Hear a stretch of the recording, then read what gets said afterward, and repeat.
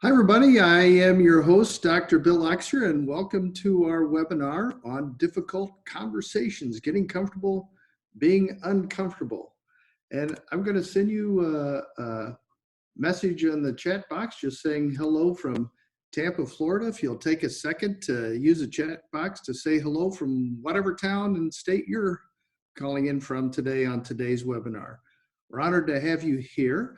And like all of you, I always try to emulate rural health leaders by wearing several different hats. So for me, I'm an author, I'm a speaker, I'm a podcaster, I'm a professor. I do all kinds of different things, but they're all focused on leadership, specifically leadership in rural healthcare. You may know me from my podcast, Rural Health Leadership Radio. You may know me from my being the program director for the NRHA's Rural Hospital CEO certification, or you may know me from my coaching and consulting business, the Dynamic Leadership Academy. But as I said, I wear a lot of different hats, but my intent here today is to deliver value to you on the topic of difficult conversations. We've had a lot going on in the world the last several weeks, and I'm sure that all of you have had to have a difficult conversation or two. So I thought, well, if we want to have a webinar on that, we need an expert, and that expert is my dearest friend and my wife, Elise Oxier. And I know she's an expert at difficult conversations because we've been married for over 35 years. So you think we've had a difficult conversation or two? We'll go into that on another call maybe.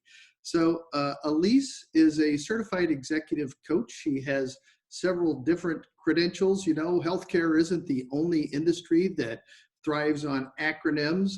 Elise is a PCC and a CPC, which those are acronyms for some certifications that she has from the International Coaching Federation. She has a national reputation, having clients all across the country, even a couple of international clients, some of them in healthcare and other industries as well, all the way from the C-suite to mid-level managers. But Elise, I'm going to turn it over to you to lead us down the path of difficult conversations today. Thank you, Bill. I appreciate that. And yes, we have had a few difficult conversations, as anybody with a significant other has.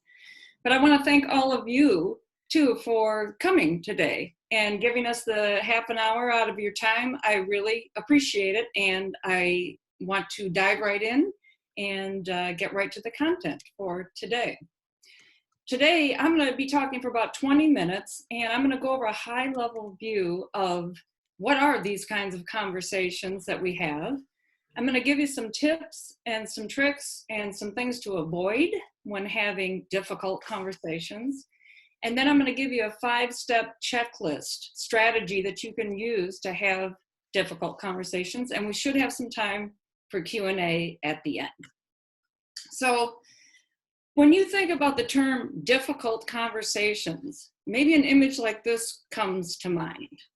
You know, especially if that conversation is with someone that you've had conversations in the past, and maybe you have some feelings about this person.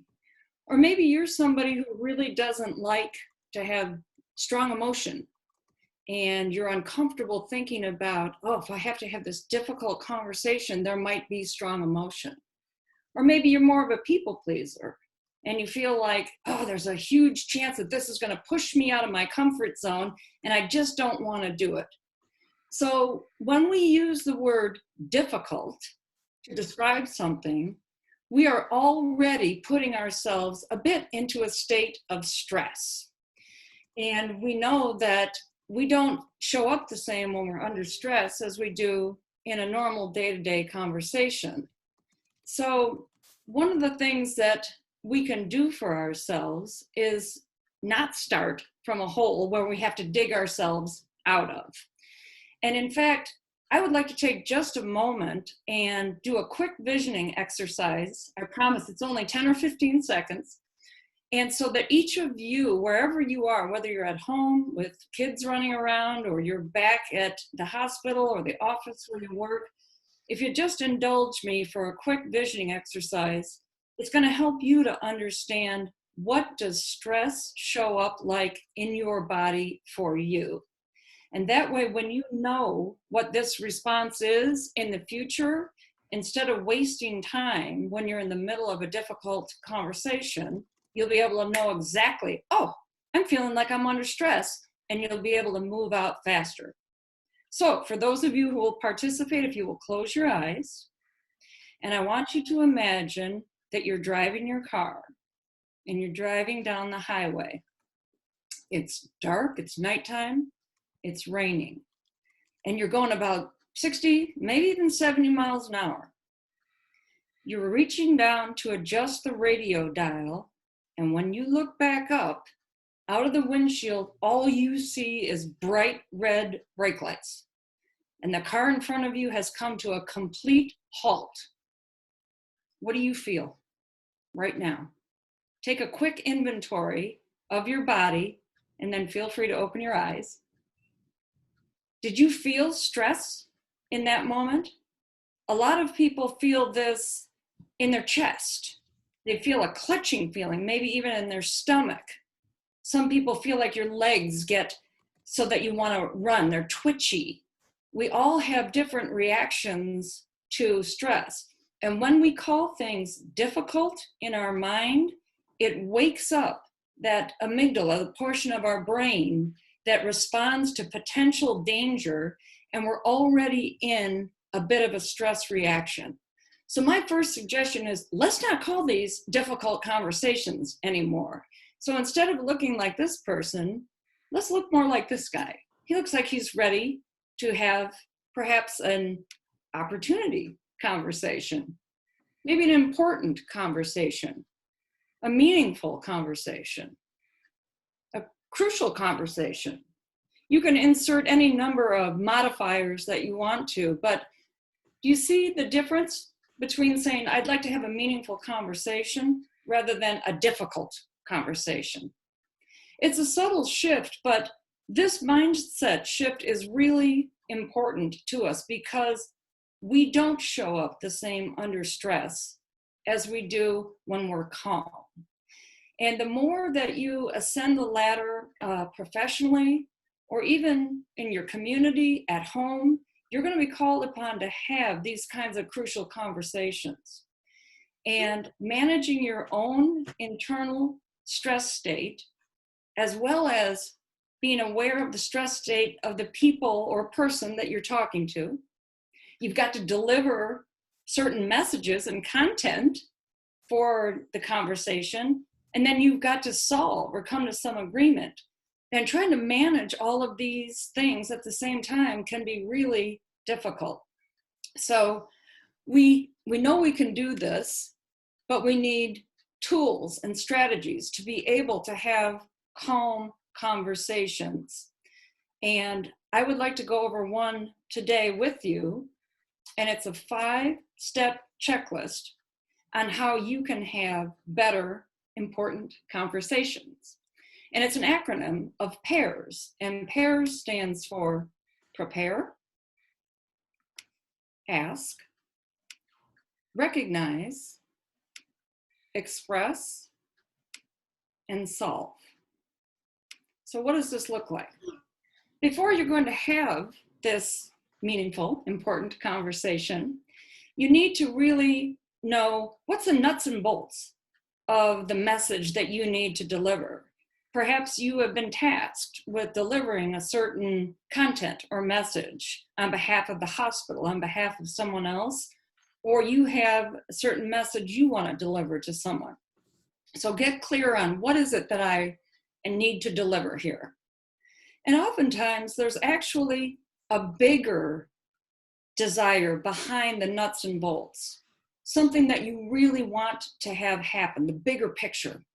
So let me give you an example. It might be you have to furlough someone from the hospital. You know you have to do this. That's the nuts and bolts. But beyond that, this person is a member of your social circle. Maybe you know them from your children's school, or you see them in the community. And the bigger desire beyond the message is you want to maintain an intact relationship with this person. So if you can get clear on what do I need to say and what is the bigger want on top of that, you're going to be much more prepared for the direction of the conversation. And also, now that you know what your stress response is, chances are it's going to come creeping up at some point of the conversation. So you need some strategies on how to manage that. As low tech as it seems, breathing is a tremendous value in calming ourselves down. So if you plan that you're going to feel some stress around this, don't forget, you can breathe. That helps signal your brain that, okay, it's not really danger. I'm here. I got it from here. So breathing is one tool. When adrenaline goes coursing through our body, it's looking for a place to go. It's going to make us run or do something. But if we're sitting at our desk, we can't do that.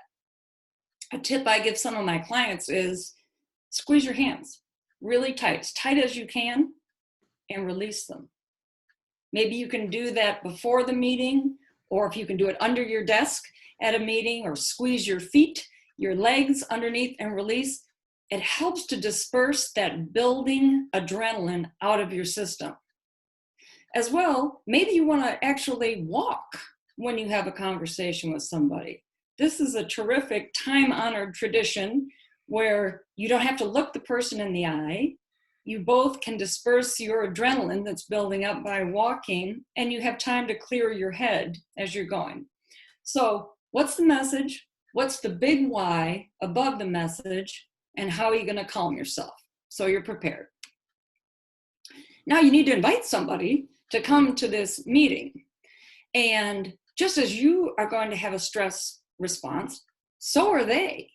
And again, let's not start in a hole. So let's avoid inviting somebody to a meeting with those 4 universally dreaded words of, we need to talk. We don't want to say that because that throws most of us into a feeling like, oh, no, I don't want to have this conversation.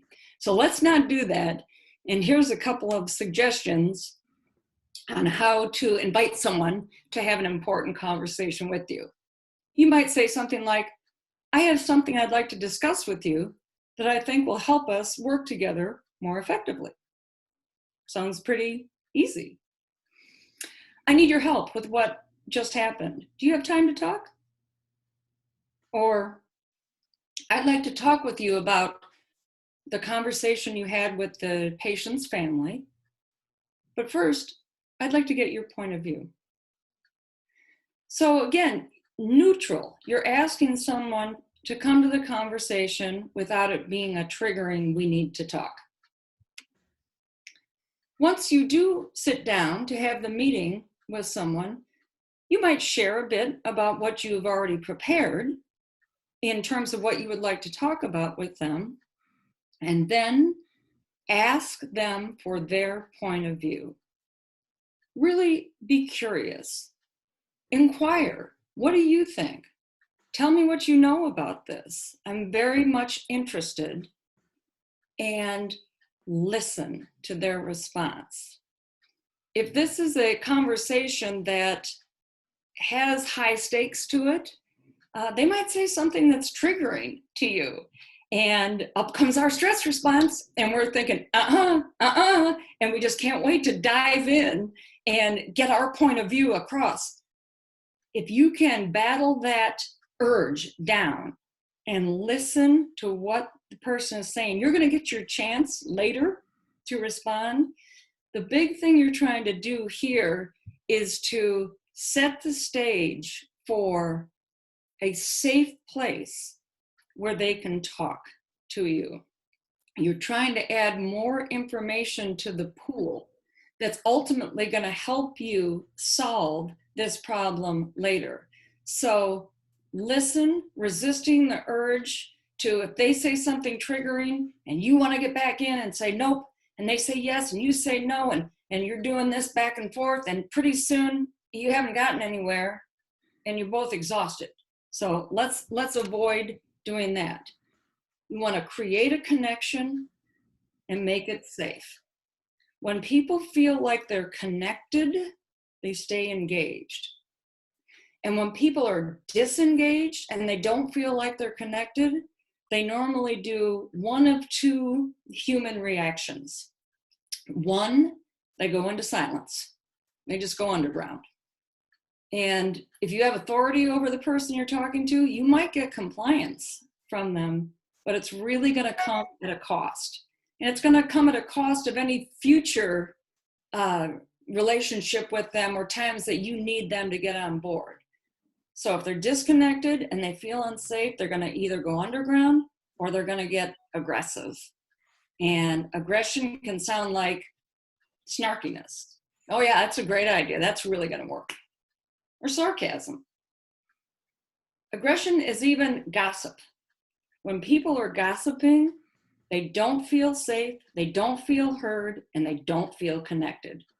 So your big goal in the ask is get their point of view, be curious, and listen, and make it safe.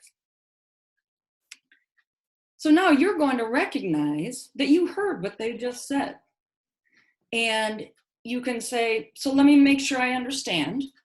Here's what I just heard you say. Is this correct? You're clarifying that the connection is there, you heard them, and you're being respectful to their point of view. If you've done a good job managing the safety between the two of you and the connection is good, here's $1 million question to ask. What else? Oftentimes people won't tell you what's really on their mind or what's really bothering them until they know it's safe. And if they feel safe and you ask them what else at this moment, you may really get some information that you can use. So now it's your turn. Depending on what they told you when you ask what else, you can make sure you recognize that. But now you're going to deliver your message that you've prepared up in the first stage. You might adapt it depending upon what you've just learned from what they've shared to you. So you tell them what your message is, what your perspective is. And again, if it's appropriate, you might even share that bigger goal, that big why. You know, Joe, I have to furlough you today. I don't have any choice over doing that. And more important than that, I want to know if I can support you going forward. It's important to me that our relationship stays intact, even in the face of this very difficult situation. And I'd really like to talk with you about how I can be there for you to the best of my ability. That's the big goal, and you've delivered the message. The last step is to solve. You're going to collaborate with the person or people that you're talking to on how are we going to get an answer here. And there may be a certain outcome, again, like furloughing, that you have to get to, and you're going to put it on the table right there.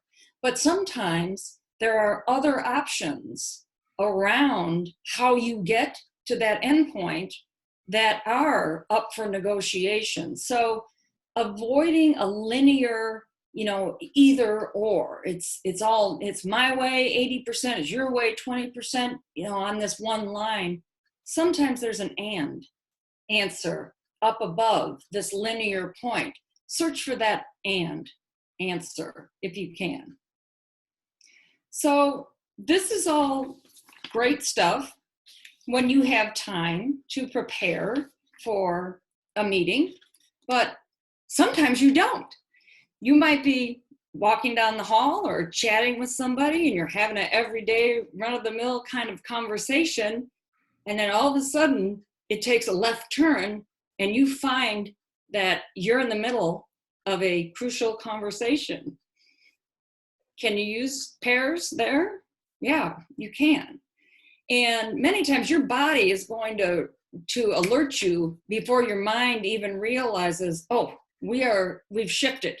We're in a different conversation. So again, now that you know your stress reaction, the first thing that you can do is inside silently acknowledge to yourself, if you feel that rush coming up, It's okay. With the prefrontal cortex, you engage that and tell your brain, I got this. It's okay, you can relax.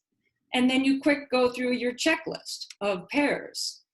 You want to quick prepare, asking somebody, what do you want to do here? What's the message that you want to talk about?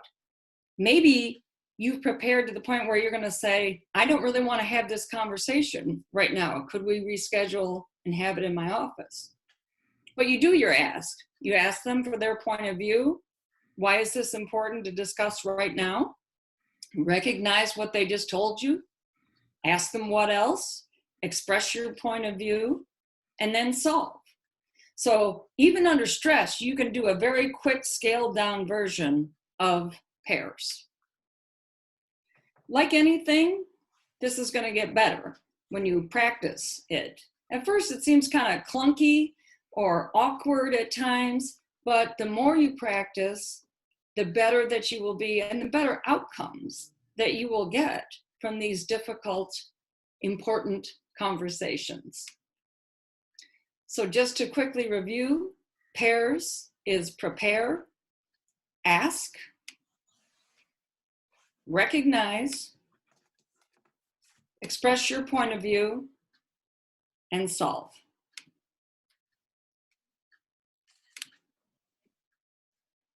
That's what I have prepared for you today. I'm watching the clock, so I would love to take any questions if anybody has anything that they would like to contribute or ask. Yeah, so if you have a question, just put it in the chat room, and I'll get that to Elise so she can answer your question. So just use the chat function to send any questions our way. So I guess one question I would ask you, Elise, is, okay, so let's say I've practiced like your slide says on having difficult conversations. So I've got the pairs concept down, right? Mm-hmm. But the person who is coming to me that surprises me in the hallway, they have no idea what pairs is. And so they have a different plan. What do you do? So when you say different plan, what do you mean? They're not aware of pairs. They don't know that you need to ask and resolve and solve and all that sort of thing. They just want to fire away with their questions and want an answer immediately. Sure. Well, remember, as the leader of the conversation, you're the one doing pairs. So the real trick here is the quick prepare on the spot. Calming the emotional reaction, collecting your thoughts, and this is a tall order for anybody. Collect your thoughts quickly. The ask is that you turn your attention to the other person and say, what is it that you want to share with me right now? I can tell you really want to have this conversation. Tell me what is important for me to know right now. So you're the one leading this. Then you recognize what they told you, ask for clarification. Again, you're asking for what else at that moment. And this is quick. You're in the hall, you're having a quick back and forth. Then you express your opinion around it and you get to the solve. And the solve portion, so they in answer to your question, the other person doesn't have to know. Your job is to keep this as safe as possible in the moment, so that you can have free information sharing with someone who does want to talk to you about something that's important, and that you run through these steps yourself. And when you get down to solve, it might be that you say, I'd like to continue this important conversation. I can see it means a lot to you. Can we reschedule to talk later this afternoon, tomorrow, whatever, in my office? That might be the solve. So again, the other person doesn't know. You're the one running through the checklist. Thank you, Elise. We've got a question from Randy. Many times I hear managers bring in names of others that have told them about issues, and they use those names during the conversation. Any ideas on how to deal with that? And what's the big concern? Is that now that you're dealing with hearsay? Is that I'm guessing. Randy, I'll unmute you if you want to add to that. Basically, you know, it's not the, it's almost kind of the throw under the bus, but yet there's a concern about, well, I've heard this from Joe and I heard this from Sam, so it must be true kind of thing. And you don't know that for sure. It's just, you use rumors or you use other conversations and you bring these up in a conversation that you're talking to someone, which I don't feel that's a very proper thing to do. Many times you need to not, quote, throw people under the bus or use other conversations that you don't know necessarily are true, or that it's, you may be hearsay and you don't know all the facts. Yes, agreed. So the person that's coming to you is bringing these other names with them and saying things, I think, is what I'm understanding. But, you know, to me, that immediately seems to indicate someone who doesn't feel safe.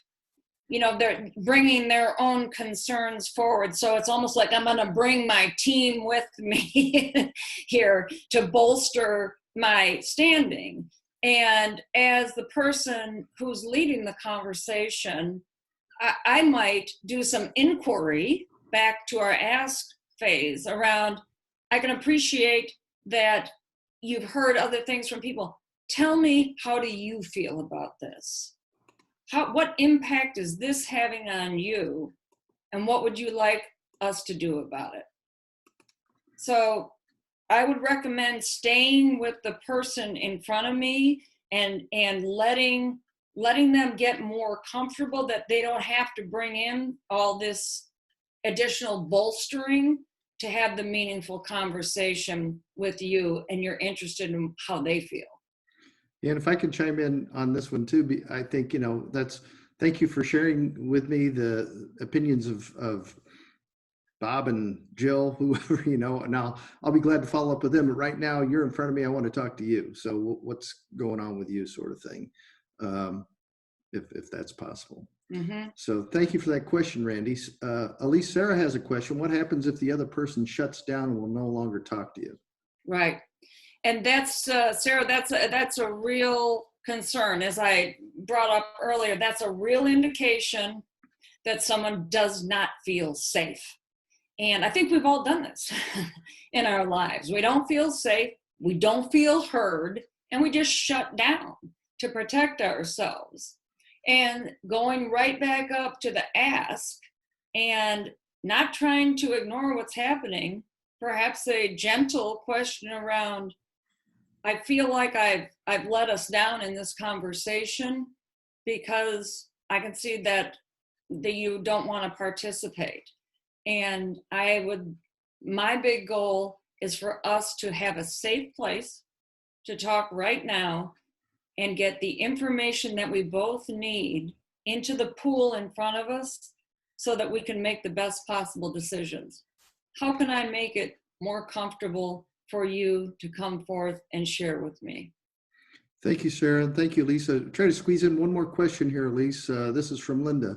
What tips are suggested to decompress anxieties brought forward between two board members during a council meeting? So that they're anxious together? I think it's that they're anxious toward each other, is how I'm interpreting that. Toward each other. Well, come back next Tuesday and we'll tackle that. You know, I'm a big fan of transparency, and you know, you get into different levels and it's not always that easy, but calling out what is going on in the most respectful, gentle way possible would be my immediate thought of, you know, I can see that the two of you are feeling really passionate about this topic, and I'm so glad we're all here. And it's really important that we hear from everyone. So can we dial down a little bit of the emotion around this? And let's all take a couple of breaths, and I'll make sure that everybody gets their chance to share. Yeah, and I've on top of that too, one of the things I've coached a few of my clients on is that when things are escalating out of control, just like in sports, call a timeout, take your hands and call timeout, say, hey, timeout. Let's settle down here. Let's take a break. And that break could be, 60 seconds. That break could be 5 minutes. That break could be a week. I don't know. It depends on what's going on, but call a timeout. Let's chill out and cool down and until clear heads can prevail, sort of thing. Yeah. And that they'll get a chance to talk. Again, people tend to blurt things out, just like they're going to and I'm going to jump in. And if they don't feel like they're going to get heard, people tend to really jump in. So the timeout is great, Bill. And we're going to come back to this, and everybody's going to get a chance to really come forth and talk about what they want to talk about here. But we're gonna take a break for a moment. All right, thanks, Elise. We're at the end of our 30 minutes, so if you could just flip to the next slide, we'll just wrap things up here. Our intent is to deliver value to you through a webinar like this once a month. In fact, we've identified the third Thursday of each month at 1 o'clock Eastern time in the afternoon, putting on a 30-minute webinar like this, delivering value to you. So if you've got a topic you'd like to hear about, send me an email to bill@billoxier.com. And the other thing too, that one of the things that myself and Elise and Shannon and some other certified executive coaches are doing thanking you for your hard work during this COVID-19 pandemic, is we're volunteering to provide executive coaching free of charge. 3 executive coaching sessions, absolutely free, no strings attached, no obligation to continue. We're just volunteering our time to you as a way of saying thank you. We're calling ourselves the Resilience Coaching Team, volunteering our time to do that. And you can go to billoxier.com/coaching. You'll see the our profiles there, where you can click on scheduling. It's that simple. If you don't find a coach or a time that works for you, there's another button to push that will work things out for you. This webinar has been recorded. Elise also put together a reading list of some of the articles that she used to put her ideas together. And we'll be sending you a link to the video when it's available, as well as that reading list and references for your review. You can always feel free to reach out to me, bill@billoxier.com. Thank you so much for being here, and keep fighting the good fight in rural healthcare. Thank you, everybody.